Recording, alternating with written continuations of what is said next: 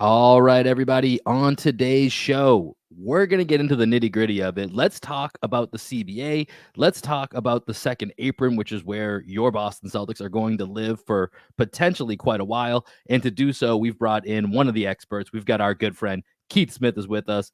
Let's stop messing around. This is Green with Envy. Let's lock in.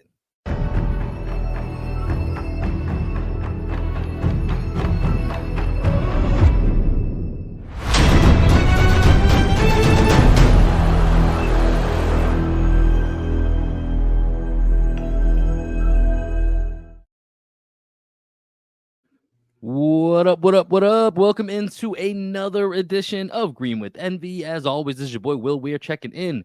How you doing? How you living? Joining me today to help us try to figure out and understand what is the new complex world that we all live in this NBA world today through the CBA and the second apron. We've got our good friend from Spotrac. We've got Keith Smith with us today. Keith, welcome back, man. Appreciate you joining us. I appreciate you having me. Thank you. Yeah, man. So let's talk a little bit about it because this is really the first summer where this new CBA, all of these restrictions that come along with these different aprons, and there's so much minutia to it, right? Like it's really hard to even for some of, I think it was there's a report that no one in the Bulls front office understands. Now I don't believe that that's necessarily true, but it made me laugh because it is that complicated, especially with when they make these negotiations. You see, it takes an off season, 2 off seasons, sometimes even 3 off seasons to really figure out what is the best way to operate. So, as someone that for me is a great resource into helping trying to understand what is going to be possible and not possible in this new world of roster building in which we live, before we get into specifics, and we'll start with the Celtics and kind of branch out from there, I'm just curious to kind of peel back the curtain for you, Keith.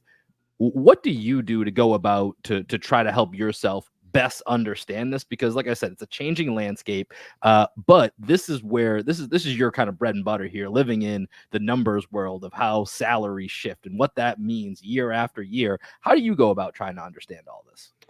Yeah, it's not easy. And I think the first part for anybody is understanding you there's probably things you don't know, right? Like anybody who tells you I know everything there is to know about the CBA, their name is either Mike Zarin or they're lying. Right. Like that's just the reality of it.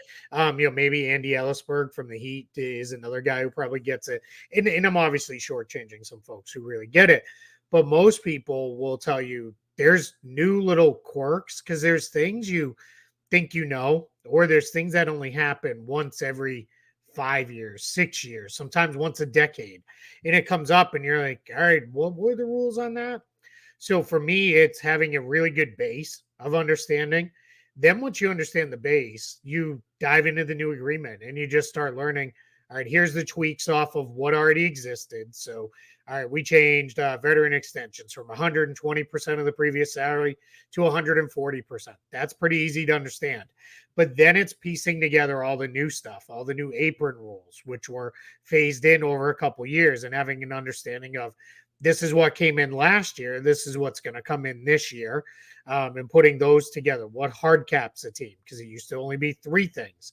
Now there's a list of 10 things that can hard cap a team at either the first or second apron. So it's just continually building on that. And then honestly, when I'm confused or something doesn't pass the smell test, I reach out, and often it's like one of my other cap nerd friends, and then we work through it together, or we'll go off and ask other people. Every Mm-hmm. once in a while, that turns into like a 10-person chat of people kind of going back and forth with things.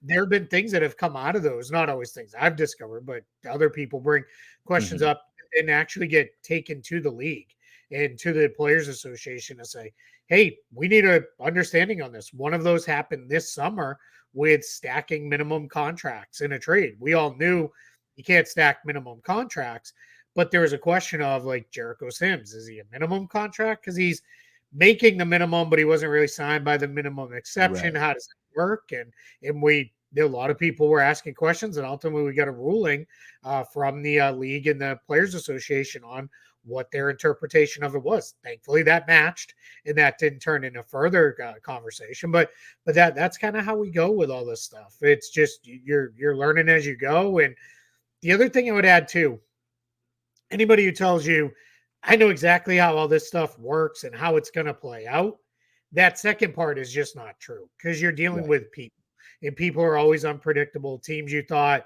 might be fiscally conservative decide to blow past the tax and the aprons. Teams that have been historically, they don't really spend as much, sometimes load up and go. So that's the part that I think you have to own. Somebody might do something that throws you for a complete curveball and you have to figure it out on the fly. Yeah, I think that's a great way to look at it. This is really a group project for all of us from all levels of whatever understanding you have. There's kind of this balance of you're gonna need help trying to understand and explain it, and certainly Keith, you're that for us. Before we dive into the second apron here, I did want to ask you, as you've started to continue to dig in and have conversations with people, is there a particular part of this new CBA or particular rule or however you want to interpret this, something that jumps out to you that you think is actually one of the more intriguing or fascinating parts of it? Yeah, I mean, it is the aprons and the associated hard caps with those because for years it's been all right, that team's not going to pay that much in luxury tax. And it's like that's reserved for like the Warriors and Clippers of the world. Right. But then that became all right, well, the Suns are now players that way. The Celtics are going to be in there. But then it comes into with the aprons, what can you do? What can't you do? And how do you ultimately land in a place where what is it that causes you to be restricted? So, for example, the Lakers right now, everybody's going crazy because they're like, well, they're under the second apron. They can do all these things. Yeah, except they can't really take back any more money because if they make a big trade, they're going to trigger the hard cap at another apron, and that's going to give them issues anyway. So it sounds nice that they're not the second Right. apron team today, but it doesn't really matter. So those are the things that are that have really become kind of, and how is this all going to get put together? How are these teams going to function under the aprons? And it's not just the apron, but it's that associated hard cap that if they do certain things triggers, then what does that look like right now? Today, as we record this, we're at 16 teams are hard capped at either the first or second apron. So we are in a spot where over half the league is hard capped, and Yeah. that's a really kind of new thing that we're working through. Yeah. So quickly on that Lakers part, Keith, you telling me that LeBron discount wasn't really much of a discount? Yeah, it wasn't. Yeah. The Yeah. whole what he get when he was talking about giving up 16 to 20 million, that would have been huge. That would have opened up a Right. bunch of different stuff for the Lakers. Giving up a couple million in total, all it did was knock them bare. They're like $45,000 under the second apron. So sure, they could make a trade, but you can't make a trade where they take back more than $45,000 Right. because then that would push them over. So maybe It, there's it, it some sounds nice for a headline though. yeah, It's I maybe think that's there's the some symbolic reason behind why they want to be 45,000 under. Maybe there is a deal out there that they're looking to mhm. make and they know that's the number they need to be at. But for right now, yeah, it's not going to do all that much.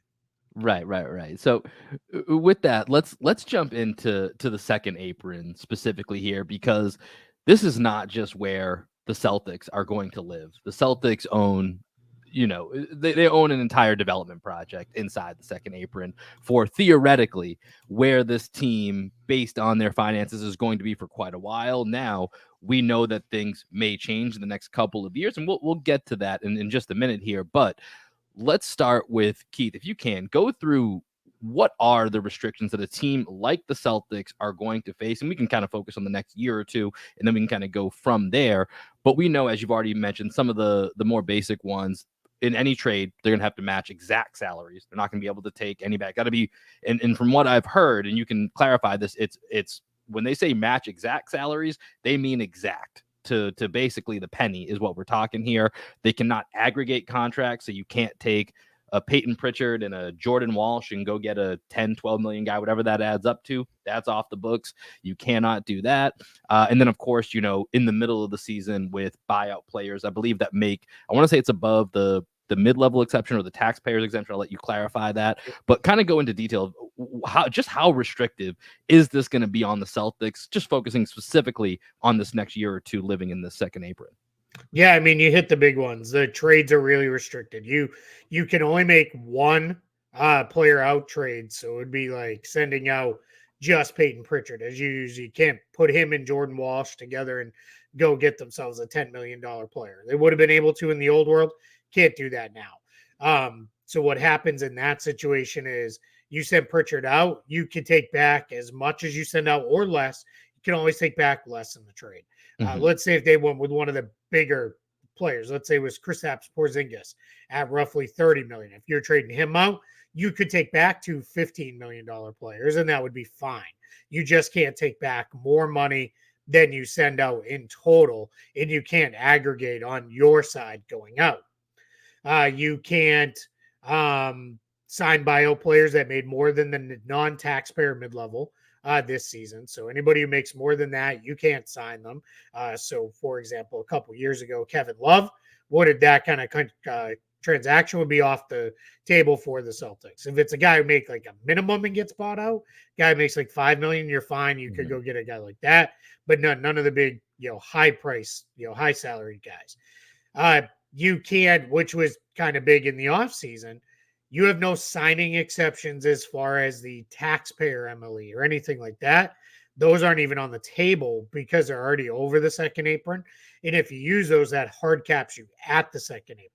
So you can't do that. If you have traded player exceptions, they had one for Grant Williams, but it was created in a prior year. Can't use it. So that comes off the table. So really for the Celtics, they're in a spot where, Celtics, Suns, Bucks, teams that are that expensive. Here's what you can do. The list is a lot shorter, but a lot easier to remember. You can re-sign your own players. We've seen the Celtics certainly do that. You can sign players to minimum exceptions. You can do that. They've got one open roster spot. They maybe could do something like that. And you can sign your own draft picks. We've obviously seen them do that with Baylor Shireman. So that's what you're limited to. You can do those three things, plus the very limited trades you can make. That's kind of what you're limited to roster wise. So it was never about trying to tell the Warriors and the Clippers you can't spend money, because Steve Ballmer will spend money until who knows, right?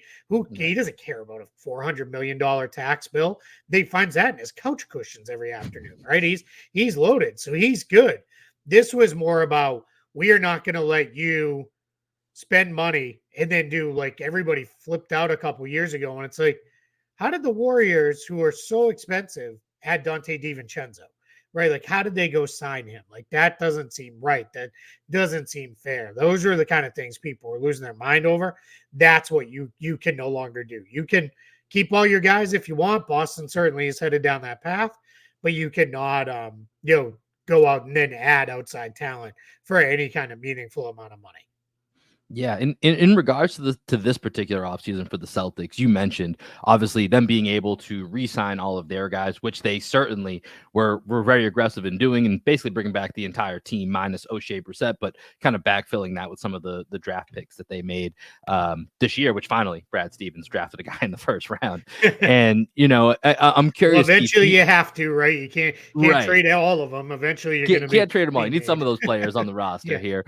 So I'm curious, as you look to, and this is kind of a bigger topic I want to ask you about, is like, what is the future of roster building and team building across the NBA? But for the Celtics, do you think them being so aggressive, and I mean, number one, they're bringing back obviously an NBA champion, a really, really good roster, but do you think part of them being so aggressive and making sure they brought back not just the Derrick White extension, which we'll get into, because I think that's one of the moves of the entire offseason across the NBA, but making sure they brought back the Xavier Tillmans, the Neemias Quedas, that they, brought back Luke Cornett, that they were so aggressive in bringing in the depth pieces? Do you think a lot of that is tied directly to the limitations they know that they're going to be under over these next couple of years in this second apron? To some extent, especially with like the Tillman getting him for 2 years. That's big. Getting Queta on a 3-year deal, that's huge, because now you just kind of have at least a little certainty there of depth at the 5.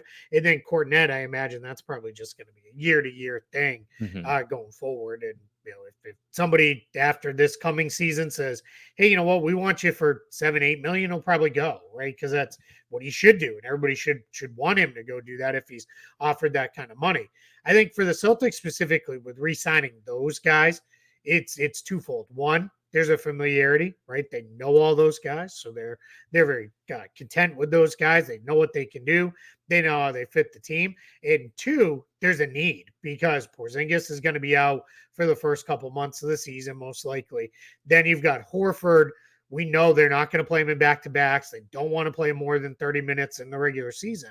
So it comes down to, all right, Luke Cornett was fine. Whenever we plugged him in last year, let's just keep playing him.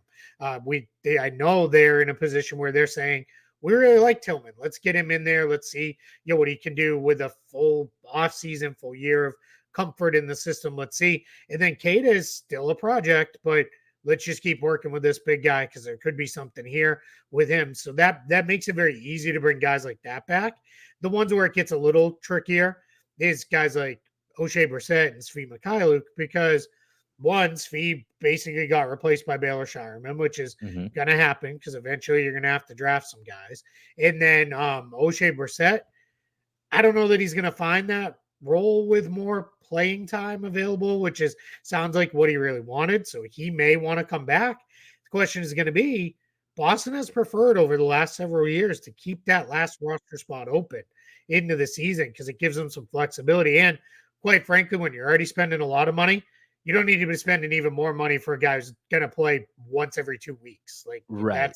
and that also feels like a Jordan Walsh spot, right? Like if O'Shea Brissett's gone, why not try to develop a guy like Jordan Walsh in those once every 2 week moments, right? That's a pretty low risk maneuver. So I totally agree with and hear what you're saying here. I think for the Celtics, it was a kind of a no brainer to really bring back the majority of this core, go get these guys with everything that you mentioned. But I want to get to the Derrick White portion of this because the Derrick White extension, this year he was, or for this upcoming season, he was going to be back. And by the way, I should mention Team USA, Derrick White. I'll get your thoughts on that here. Oh, we'll come back to that here at the end. But newly minted Team USA, Derrick White, getting his extension in place now, which after this year is going to kick in. 4 years on average comes out to about 30 million per year, 28, 29, 30 million in that range on average. And this is so big for many reasons. Number one, and this is going to be probably the third podcast in a row I've referenced this, when the Emmanuel Quickley extension went out at 35 million, my antennas went up. The red flags went up in my head, and I was like, damn, looks like we're probably playing this out until we get to the end of the season, and we'll see where Derrick White's at. Because Derrick White, if Emmanuel Quickley's getting 35 million, I like Emmanuel Quickley. Derrick White's getting more than Emmanuel Quickley on the open market. So with Derrick White getting this extension done, I want to start here. 2 questions. Number one, were you surprised that it got done given, the circumstances of what we just mentioned, Emmanuel Quickley, and what the open market would have been? And then number two, if Derrick White had played this out, what do you think that number next offseason would have or could have potentially been? And I'm asking you to obviously just make a guess here, but there are going to be a lot more teams with cap room, and we're certainly seeing with Derrick White added to Team USA just how valuable and respected he is league-wide. Yeah, so to the first part, if you would just put like a blind player comparison up there where it was just this player plays this role on a title team and these are his averages, I probably would have said, yeah, that's probably somewhere in the range of a $35 million player, which kind of answers your second question too. But then when you add to it, then when you know it's Derrick White, who clearly loves being in Boston, loves being a Celtic, right? That was his dad's team growing up. He loves the Celtics. Has talked openly about how much he loves being in the city, how like he wants to raise his family there, which now he's got a couple kids, all those things. I think when you add all those things up, you start to look at it and say, yeah, this makes sense why he would take a little less than what he could have gotten out on the open market. Because I think for Derrick White, what he's probably looking at is, man, I just made double what I made off my last contract. Like at some point, how much money do I need? Like I'm not a max guy, so I'm not walking away from a max contract by signing early. So I think he really kind of looks at it and says, all right, if I do this, that allows in a couple years, all right, maybe we can keep Kristaps Porzingis.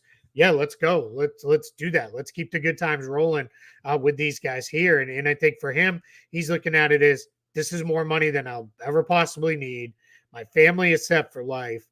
Let's just move forward, with this and building it out the way it is. I think that becomes really important for a lot of guys in ways that sometimes we can't we can't really wrap our heads around when we see, Right. man, you might have left you might have left 40-50 million dollars on the table. Like, why? Well, sometimes that doesn't necessarily matter, right? Like that's not as important as happiness and knowing a role and a big part of a team and a big part of a city and the culture. So that's why surprised, but like not fully shocked because of who Mhm. Derrick White has proven himself to be. Yeah, and you kind of mentioned this earlier, right? That these guys are all humans, right? So they're unpredictable in different ways. It can go both ways, right? In Sure. the sense that I'm turning it down because I'm going for that max deal, or in this case, I'm taking, let's call it a hometown discount, and I'm going to take, this 130 million dollar deal instead of playing it out and maybe getting 160, 170. Now, Yeah. that might not have been something that everyone around the league was predicting. And now you see this and you look at the Celtics team and you're like, damn, they are coming back fully loaded. And so, this next year, and this is why, like, especially in the offseason, I want to kind of look ahead because once the season starts, I really want to try to just focus on this team and doing a title defense because it's been 6 straight years of having different champions. Like, there's a lot of parity in this league. Eventually those, the critics are going to be there. They'll say, oh, well, they got through last season because of all these injuries, yada, yada. And so, it's going to be a really fun season for the Celtics to kind of double down on just how dominant they were last season. But, with this Derrick White extension, and you mentioned, maybe this helps us keep Kristaps Porzingis in the long run. And you start to look at that 25-26 bill when Jalen's going to be on his second year of his max. Tatum's going to be year one. KP's still getting 30 million. Derrick White's now going to be in the first year of his extension. Drew Holiday is going to be in the 30 millions. Like, it's a really, really expensive team.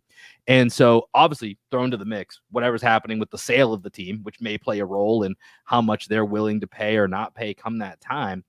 How sustainable do you personally think it is for this team to be together beyond next season? Or do you think this is kind of, we really need to enjoy this season because probably by 25, 26, you're going to have to see out of those top 5, and we can all kind of, target where we think changes would be made, but that there's going to have to be some type of change made based on the bill that's coming due.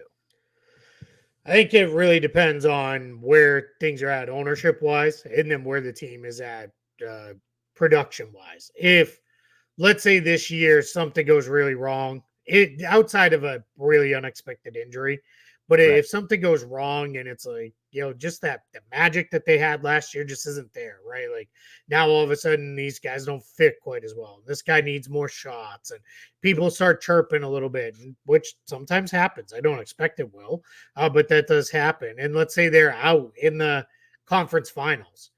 You might have an ownership group, whether that's still Wick Grousbeck leading the way or somebody new coming in or wherever the sale is at, saying, we don't really want to pay 200 million in salary, plus then another like double that in tax penalties for a team that's not in the finals. That could be a thing. Now, if they're in the finals or win a championship, then I think it's just, hey, keep it going, right? Let's go. We're going to bring everybody back who wants to be back. We'll see if Al Horford wants to play another year or not, but let's keep going. I don't think some people, what they've done is they've started to look at these numbers and they're like, well, you can't pay it. Well, you can. It's really up to you. Like, then it becomes, that's really up to the team. Right. Now, Brad Stevens and Mike Zarin and Austin Ainge, their job gets a lot harder because you have to fill out the depth with very minimal resources to do so. Right. But if you're approaching the season with a starting group of Porzingis, Tatum, Brown, White, and Holiday, you feel pretty good. You feel like, all right, we've got a couple guys in reserve. We'll still have Tillman. We'll have Cada. Maybe Cornette will be back. We got Pritchard in the backcourt. I assume they're going to get Hauser extended. They'd have him. So then it becomes, all right, well, we got to replace Al Horford. Maybe we want one more wing because are we going to be there? Or does Baylor Shireman or Jordan Walsh grow into that role, right? And then that becomes, all right, let's go. We're good. Just kind of keep reloading the back of the bench. Trust your player development crew that they're going to build those guys up and go. There's nothing that says you can't continue to be really expensive. It's going to really come down to, are you winning games? Because if you're winning enough, it becomes very easy to write that check. If not, Mhm. that starts to be like, what are we paying for here now? Again, I'll caveat that with if you have like a really out of nowhere injury that kind of waylays the whole season, you could maybe say, all right, well, we would have been back on top if it wasn't for that. So let's give it one more year. It's really about, where are they going? Now I think in 3 years, 4 years, you're not going to have all these guys here. I think Tatum and Brown may still be there, but you'll start to kind of orient the roster. One of it is part of the reason they only give Porzingis a 2-year extension is he's injury prone. So you got to be Right. very careful with a guy like him. Drew Holiday's an older player, so they may towards the end of that say, all right, it's time to turn that Drew Holiday contract into 2 guys or 3 guys if we can, and kind of just rebuild a little bit that way. That's where you could start to see things kind of reset a little bit. But I really think that's a minimum 3 years, maybe even 4 years out for this team, because I don't think they're going to do anything to kind of move in a different direction right now, or even in the next year or so. Yeah, that's interesting to hear because I know it's really a lot of fans are looking at that 25-26 season and saying, "Oh man, that's the year that we have to look at." But I like the way that you're thinking of it that, it could be 26, 27, 27, 28. And I really do agree with you that the two biggest factors are the sale, because I think that's going to tell us a lot. And then number two is going to be if this team's back in the finals or winning a championship next year, if they win a championship, you can't do it. You just got to pay the bill. Yeah. I'm sorry. Yeah. If you're owning an NBA team and you're not going to pay the bill for a back-to-back NBA champion, then what are we doing? Like, what is the point of us doing all this? And if you're in the finals or, conference finals, losing game 7 on, something crazy, like you're right there. Like it's going to be really hard to not go ahead and pay that bill. But one thing that I would add to you, and I'm curious to get your take on this, is like, I'm with you, Jalen and Jason, unless one of them decides I want to ask out or I'm trying to get out of here, you're paying them. Those are two top, Jason Tatum's top 5-ish, Jalen Brown's top 15-ish. Those are all NBA guys. You pay them, you work your team around them, and you continue to build around them in whatever way you can. I think Derrick White, because of this contract extension that we started this conversation on, I think he's also part of that personally, just because I think as the cap continues to grow and the fact that you got him on that hometown discount, I think that's going to start to become one of the most valuable contracts in the NBA. And so while it's an expensive third guy, and this is another question that I wanted to ask you here, is what do you think? And once again, I'm asking you to kind of predict. We don't know, and we'll certainly figure this out over the next couple of years. What is going to be the most sustainable way for a contender to build a team out? Because this is a very expensive route that it works because they all complement each other. It's kind of one of those things that just all came together at the right time, right? Like it's going to be very difficult to emulate anything that the Celtics have done here. This has been years in progress. The CBA came at a different time, but when you look at having 2 all NBA guys and then potentially, in my opinion, like a third, cornerstone guy in Derrick White for the next couple of years, that's going to be around 30 million. When you look at the rest of the way the NBA is starting to try to figure out the second apron, what do you think they're going to shift to from a roster building standpoint? Are the days of the big threes done? Are we looking at a big 2 building it out? What do you think is going to be the best and most sustainable way to build contenders going forward? Yeah, I think in general we need to think in shorter term windows. This Celtics Totally agree. group has had a very long run together, especially a lot of pieces of this core group. It really part of what got them over the top was the willingness to change out a couple members of that core group and go a different direction. Right? I love Marcus Smart, but they'd kind of gone to a certain point with him, hadn't gotten over the hump. I'm not going to say if you still had Marcus Smart, you wouldn't have won the championship. You might very well. We don't know. We've no idea how that would have played out, but it just is a little different. And sometimes I think what you're going to see is you can't get married to the tradition and the what's the word I'm looking for? The like sentimentality of a group. You have to be willing to move. So I think one, shorten your windows down. You're probably looking at Yeah. closer to 4 or 5 years being a long contention window with one kind of core group versus 7, 8 years. It used to be, well, if you hit on the right guys, you have control of them over their rookie scale deal and their next deal because you can always match it in restricted free agency. So you've kind of got, in many ways, an 8 to 10 year window. It's probably not going to be that way.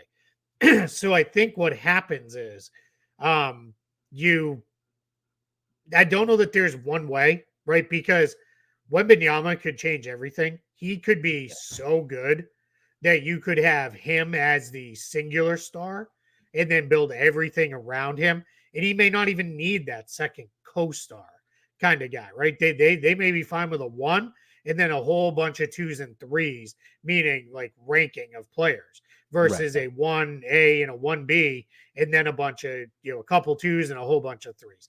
They may be able to say, no, we're good. That's how good this one guy is. We could get there down the line with, maybe we'll see in this upcoming draft class if like a Cooper Flagg ends up being like that good. That is like we can build everything around him and we don't need to go that path.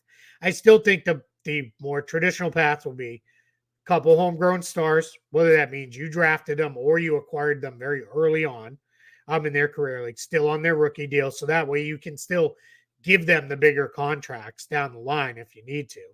So now you're in a position where, all right, we've got a Tatum and a Brown, and then we make smart moves around them to supplement. Then we get really expensive, but hopefully that matches with we're going to the finals and we have chances to win the finals.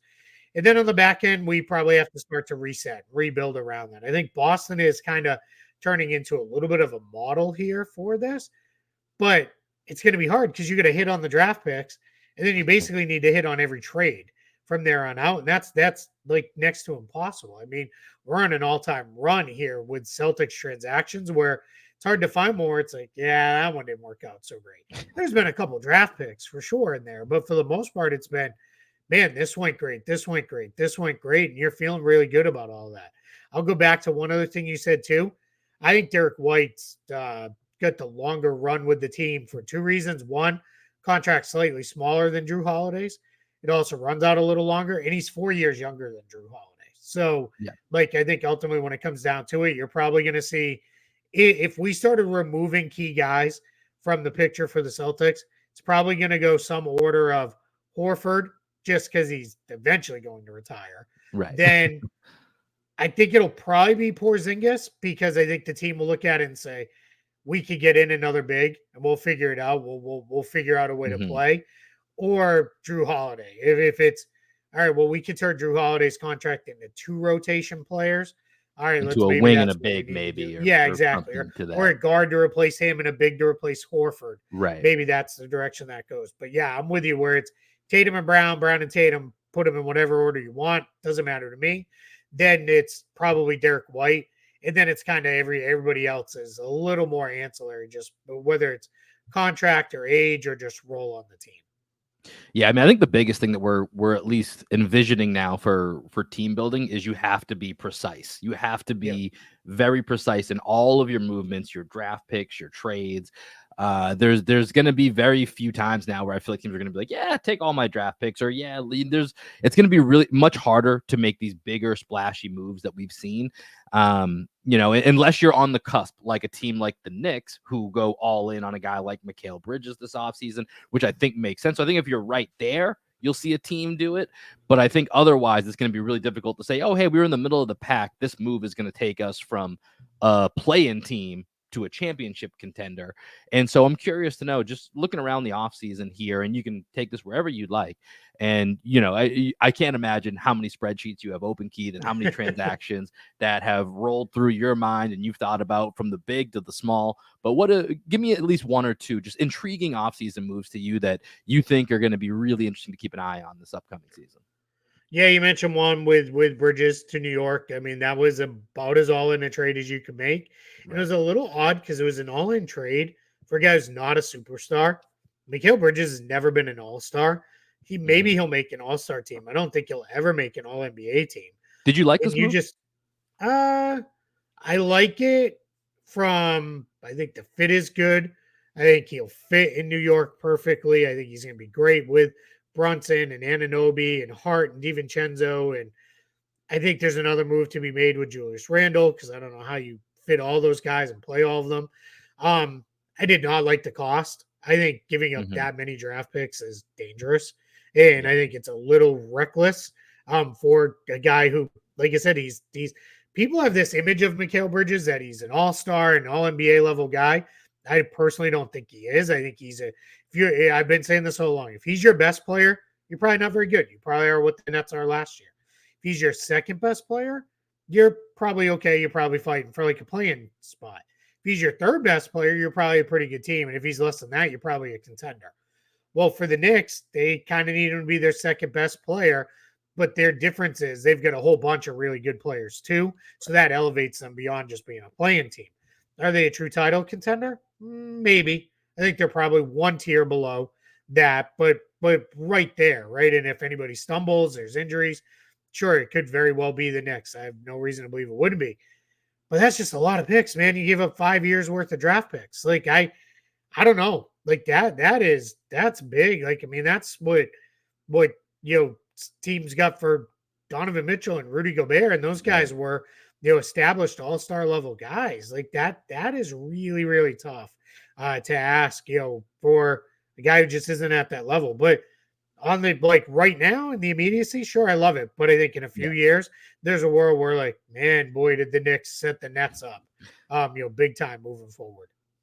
Yeah, it's certainly a risk. I do think right now, on paper, at least for this upcoming year, maybe for the next 2 years, I would say the Knicks, in my opinion, are probably the team that can match up best with the Celtics, fully healthy Knicks, fully healthy Celtics. And I think especially if, we've talked about a couple times, KP's health is going to be a question mark. It was a question mark all last year that mostly worked out well until we got to the playoffs.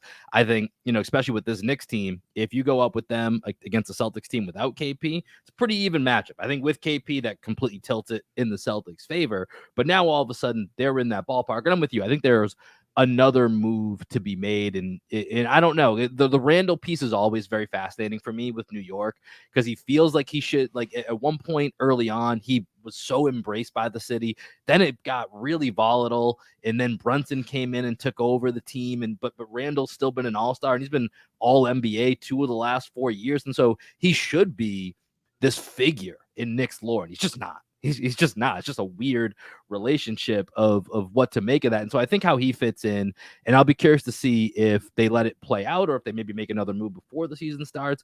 I don't know. I think that's the biggest kind of question mark for the Knicks is does Randall fit, or can they turn Randall into something that fits better, maybe even gives them some more depth? Because I don't necessarily trust Mitchell Robinson's health either. Very Rob Williams-esque as far as trying to rely on that throughout the playoffs. But, let's go outside of the Knicks. Give me one other move that you thought it was really intriguing for you this offseason.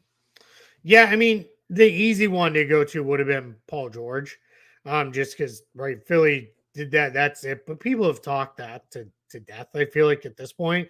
So we'll go a little bit off the board if you want here. Yeah. I kind of liked the DeMar DeRozan move to Sacramento. I know Interesting. people are Tell me more beating about up that. on the Kings right now and saying, what are you doing? Like, why? My thing is, excuse me, I have the hiccups. I'm getting all emotional over DeMar DeRozan, I guess. Um, it's I think with DeMar DeRozan and the Kings, I think the Kings looked at it and said, we have Domantas Sabonis as the anchor of our defense. We are never going to be better than maybe the 15th best defense in the league. Like, it's just probably not going to happen, right? We're going to always be somewhere around the middle of the pack in defense. So you know what we can be, though? We can be awesome offensively and almost unstoppable. And that's what I think they got with DeRozan. Yeah, the spacing's a little weird. We're going to see, what that looks like in the end. We'll see how that comes together. But you can go to a lineup now very easily that is De'Aaron Fox, Domantas Sabonis, Malik Monk, DeMar DeRozan, and Keegan Murray is your fifth option. If he's your fifth option offensively, you're probably pretty good offensively. Yeah. So I think the Kings are in a spot where you're probably going to be watching the Kings and saying, holy cow, man, this team, they're going to be great for like me on the East Coast, like that late night game at, when it's ending at 12:31 in the morning, it's going to be like, oh, let's go, man. Like these games are fun because it's, 140 to 135 or whatever. But those are the late night attic hours where you need some type of energy to keep you need up. A little juice, right? You need the cowbell and a 135 to 129 exactly. Finish in Sacramento. Fans are going crazy with Light the Beam and everything. Like, let's go, man. I'm all in on it. And I like when teams are they're they're willing to be different, right? The league would be very boring if everybody said, "All right, well, the Celtics won by playing a lot of switchable guys around one big, and they can bomb 3-pointers." If every team tried to do that next year, the league would stink because it just Yeah. wouldn't be fun. You want diverse systems in that. I always equate it to college basketball in that sense. One of the beautiful parts outside of the pageantry of you're playing for your school and all that stuff is all these teams are very different, right? Like some of them play zone, some of them don't take any 3-pointers. They play like an old school, like what my high school offense looked like. Like, we're playing all around the basket, trying to get only layups and those kind of things. And then other teams are bomb away from 3, and we're gonna play 5 guys who are 6'5" and under, and just call it what it is and just shoot a lot. Like, that's one of the things that's great. And I love when an NBA team says, we're gonna be a little different. Probably not gonna be great defensively. We probably don't have a ton of shooting, but what we have is a ton of passing, a lot of scoring options that can do things in very different ways. Maybe it'll all go completely wrong and they won't be very good. I don't know, but I'm excited to watch them try to figure it out.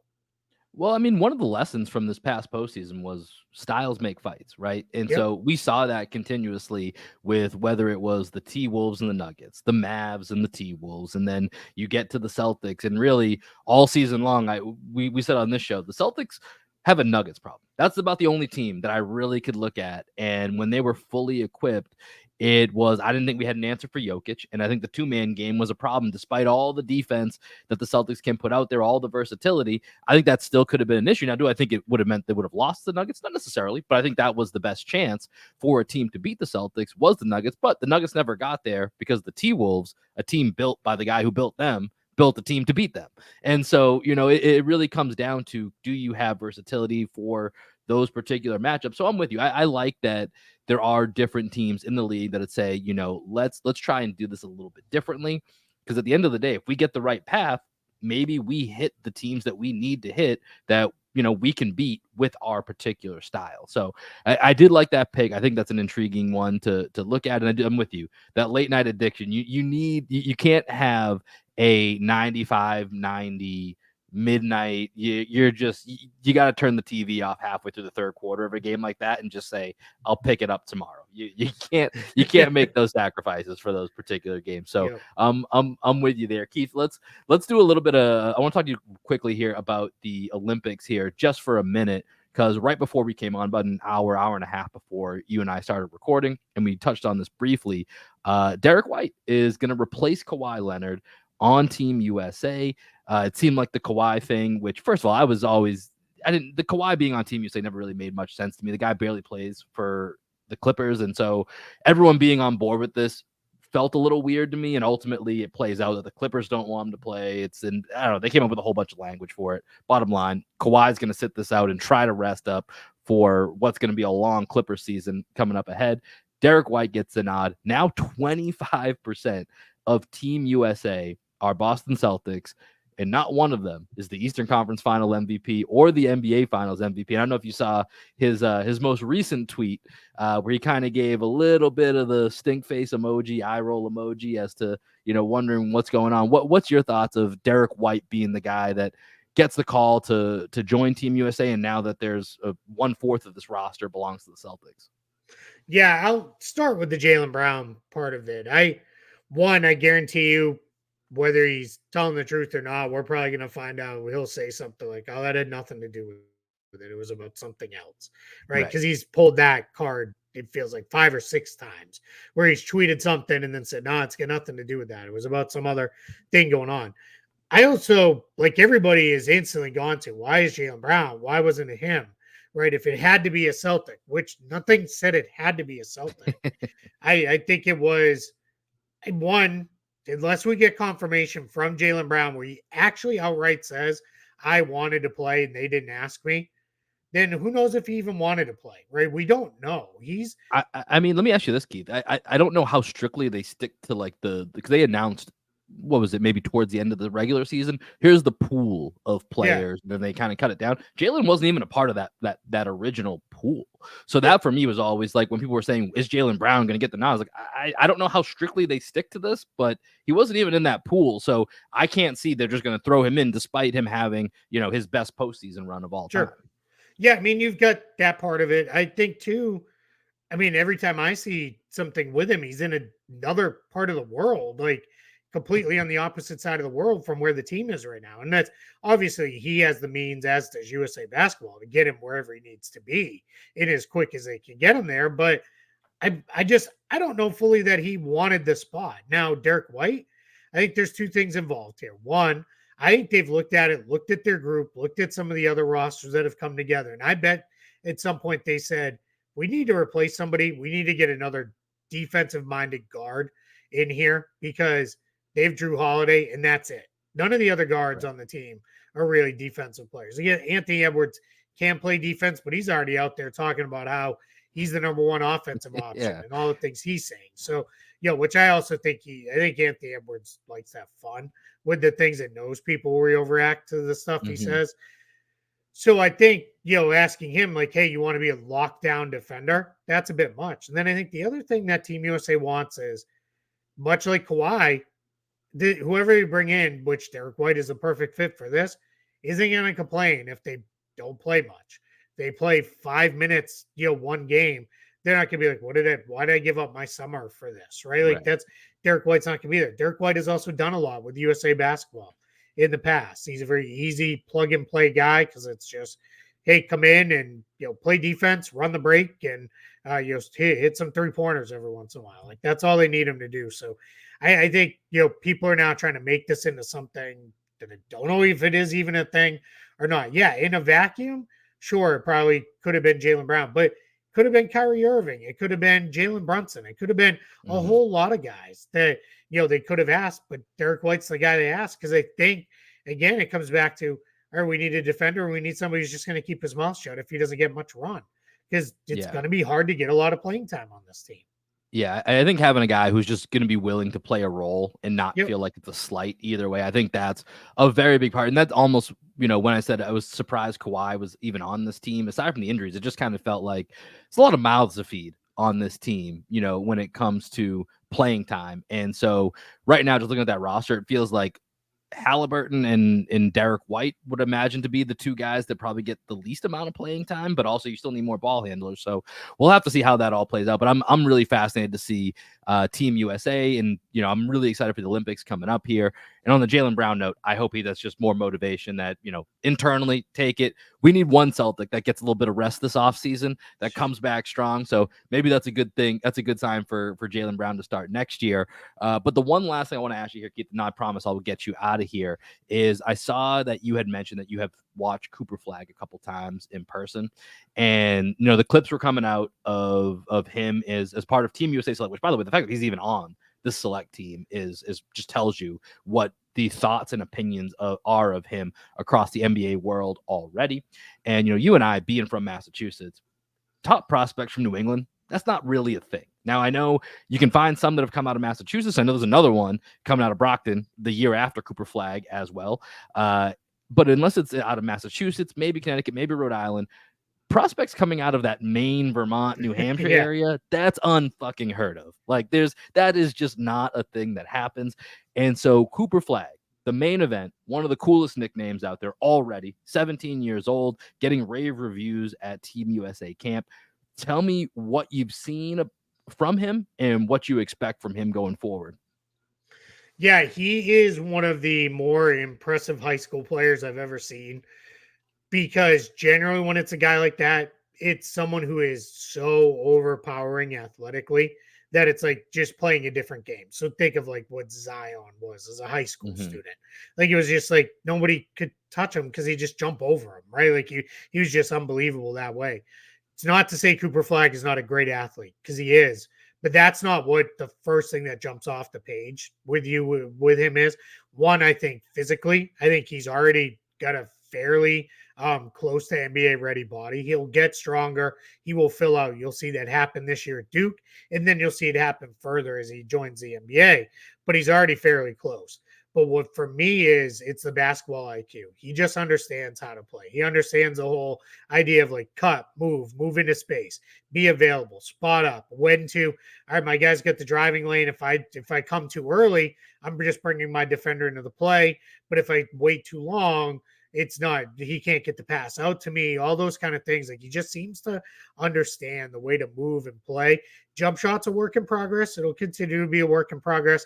His elbow flies out a little bit for me when he shoots his jumper. He's got a little bit of a weird form, but I don't, as long as it becomes repeatable and he's making them, I don't care if you have a weird form. I always say Kevin Martin played in the NBA for like a decade plus with the weirdest shooting form you've ever could imagine. Sean And he was a Marion, great shooter Tyrese his entire Halliburton. time. Yeah, a lot of guys shoot weird. As long as they're making them and it's repeatable, that's all that really matters. Ain't that obviously you can get the shot off when you need to. Defensively, though, that's what really to me stands out. Moves his feet extremely well. He's, like I said, he's very athletic, so he can get up and block shots. He's got really quick hands, very strong rebounder. He's the real deal. It's easy to see why people have him at the top of the draft boards. I had someone who was watching that who said, now their team is very good. And he said to me in a text, he goes, start tanking right now.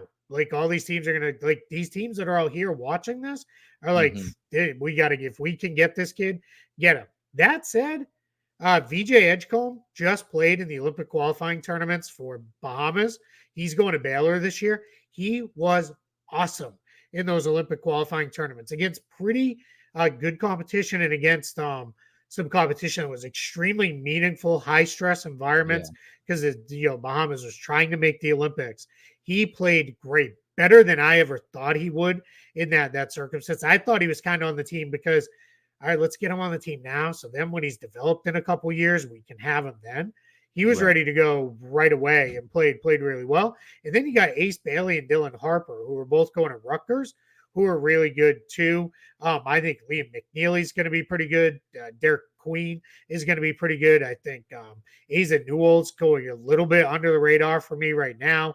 I think he has a chance to be pretty good. Those are all Montverde kids that played with Cooper Flagg. For those who don't know, I'm based in Orlando now, and Montverde Academy is like 20 minutes from my house. So I go over there pretty regularly because if you want to catch the next guys before maybe they even are the next guys, that's where you go. They get all the best players in the country. So, yeah, man, it's a loaded draft. All four of those guys I mentioned, Flagg, Bailey, Harper, and Edgecombe, I truly believe all would have easily been the number one pick in this draft. And I think all four of them would have gone 1, 2, 3, 4 if they're in this draft class right now. Yeah. So that's what we're looking at for next year. And that's why we might see some pretty ugly basketball pretty quickly this year from some teams, because they might be looking at it and saying, all right, we're not going to be very good. We can now turn towards development way quicker than we thought we were going to. But yeah, man, it's going to be fun to watch Cooper Flagg and a bunch of these kids develop over the next year or so. Yeah, we talked about it. It's going to be important nailing those draft picks that you can try to build. Like we said, if the Celtics are the roadmap, it all starts with getting those guys, with whether it's Tatum, Brown, or someone of those calibers. Going to be how you build your team out. But Keith, appreciate you joining us here today, man. Appreciate the insights that you bring to us today. And real quick, anything that you got dropping on Spotrac, or what does your summer look like right now? If you have anything you want to shout out. Yeah, right now we're knee deep in making sure salary sheets are updated and accurate. Now what happened? It's funny because we all go crazy with the Woj bombs and the Shams tweets and everything, where it's like, oh, okay, this guy's going here. My real work starts when the deals go official and we can start getting the details in, because then it becomes, all right, okay, this deal actually wasn't structured the way it was reported. It's actually like this. So that's what we're working on, making sure we get the site updated, working on making sure all the draft picks are ready to go, because people turn the page very quickly in the NBA. They're going to turn into, hey, is the trade machine ready to go? I want to start playing with that thing. So we're going to make sure the trade machine is all fully up and running. Continue to tell ours, because I think it works the best of any available trade machine that's out there publicly. I think it has the trade rules down in a way that's far better than anywhere else. And then the other thing I'm working on, because this sounds crazy because free agency only officially opened a week and a half ago, but I'm already working on 2025 cap space projections, because that's what we'll turn our eyes to next. So I'm already starting into a little bit there. But yeah, we get summer league coming up, so we're watching basketball all summer. We'll be making notes on all the rookies and young guys and all those things. So it's a great time of year. I absolutely love it. Love it, Keith. The grind never stops, and we appreciate you for stopping by and sharing some time with us. That's going to do it for this episode of Green with Envy. As always, please remember to subscribe, like us across all social medias. Make sure you subscribe to the YouTube page if you want to see the visual of this, as well as go ahead, give us a couple stars on Spotify, on Apple, wherever it is that you're listening to this podcast today. And as we always do, we're going to send you out of here with some music from our guy, Greg Menakis' band down here in Austin, Texas. This is Black Sheep Optimists. We will catch you guys later. It feels like summer, baby. Oh mama, you feel like summer. New season got me seeing new colors. So fly, the sky will kiss you. Lips so smooth, I miss your issues. Oh mama, you feel like summer. New season got me seeing new colors. Oh my, I'm slipping into white lies and time to miss you. Now you're 3 shots deep that you chase with the Croy. You're looking at me while you're making that noise.